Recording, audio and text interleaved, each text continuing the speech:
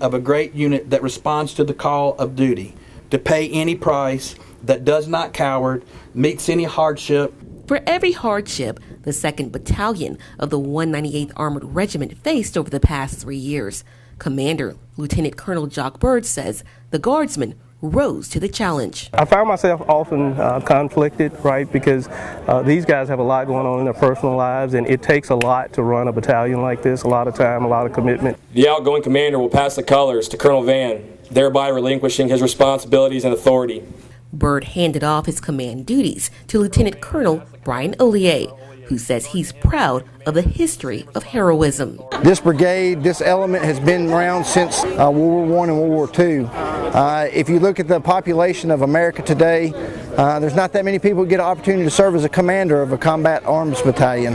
And the enormity of it is not so much me being the commander, it's me being responsible for 800+ man battalion that could go to combat. Both men believe great leadership takes discernment. And that's part of my command philosophy, is to have a balanced life, and that's balancing between your profession and your family. And some of these are their employer and the guard.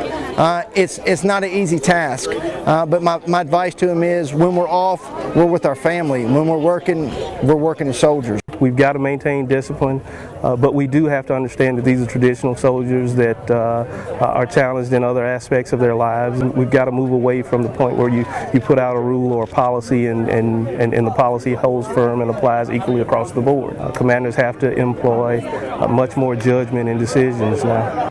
Decisions always with the best interests of our state and our country in mind. For the Gulfport CRTC, I'm Danielle Thomas. Major Greco, take charge of formation dismissal.